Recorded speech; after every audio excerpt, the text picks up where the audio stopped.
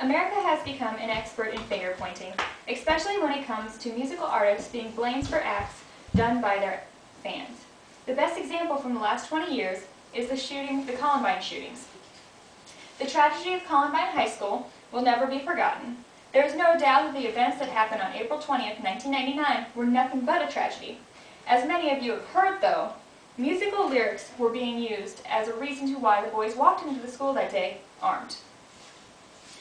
I'm here to tell you that Eric Harris and Dylan Klebold did not murder their peers because of words in a song. And just like the NRA slogan, guns don't kill people, people kill people. Well, the same goes for music. Music does not kill people, people kill people. 13 dead and 21 injured were the facts at the end of the day on April 20th, 1999. 13 dead because Marilyn Manson was whispering through their headphones to tell Klebold and Eric Harris to kill people? Really? Are Marilyn Manson's lyrics appropriate? No. But his album is marked as explicit. When a person buys an explicit album, you are making a promise to the record company, to the artist, to yourself, and to the cashier that you can handle this content. You are not buying it for anything other than entertainment purposes, and you know it just is entertainment. It's not trying to convey you of anything. It's not trying to tell you to kill people. When Manson heard that he was being targeted for the shootings, Manson wrote an article in the Rolling Stones where he starts off by saying that Cain killed Abel. Not because of music. Music wasn't even around. He killed him because he had a human disposition to violence. Just like we do today, we all have human dispositions to violence. Some of them are worse than others, but yes. He also says in the same article that America is always pointing fingers and we're plastering the faces of killers all over magazines. He also makes a very good point by saying times aren't more violent, times are more televised. So yes, the music industry is booming right now, but so is the TV industry. So maybe the violent acts aren't any bigger, they're just around. The Littleton Killers, in the case of the Littleton Killers, you can throw a rock and you will find somebody guilty.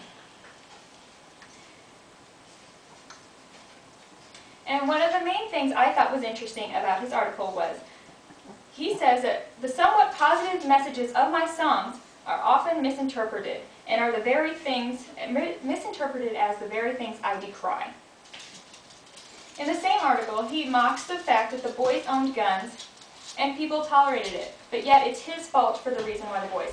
You couldn't shoot people without a gun, but yet it was Marilyn Manson's fault. The media also needed a scapegoat because the reasons weren't black and white. There was no straightforward reasons. It wasn't just because they were bullied. It was a mix of everything. The boys got together and they decided to do this.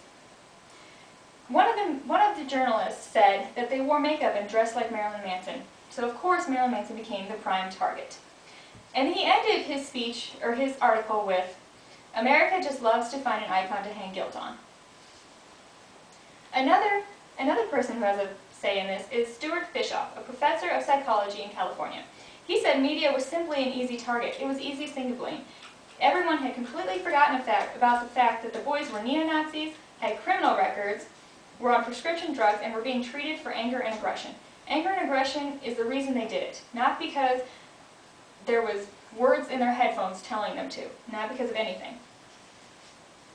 Author Thomas Jibling claimed that it's not just a coincidence that the boys liked Marilyn Manson and then they shot up their school. It's no coincidence. Well, I'm here to say this then. Why, if it's just a coincidence, are the boys if it isn't just a coincidence, why aren't all of Marilyn Manson's fans shooting people? Marilyn Manson has at least 3 gold albums and a platinum album. His fan base is pretty huge. You think you'd hear about more violent acts like this if he is the one telling people to do it.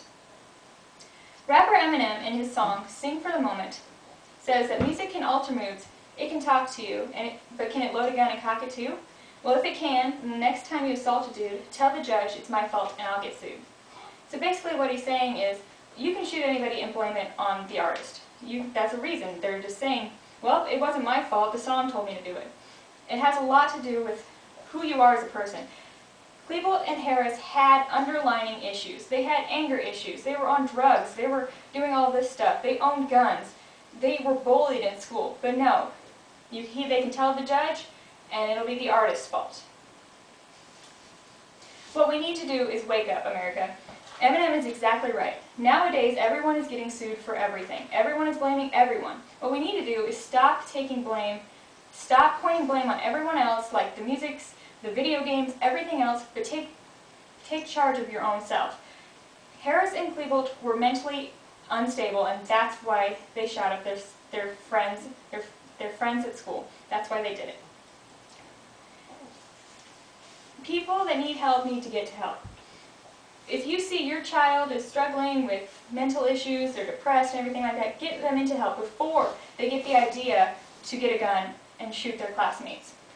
And the next time you buy an explicit album, make sure that you can handle it. Make sure that you know that it's for entertainment purposes either. That artists are multi-million-dollar, that are just pumping out the things that they know makes money.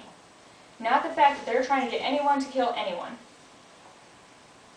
And for your children, make sure they are mature enough to handle the media that they are listening to. And just remember that music doesn't kill people, people kill people.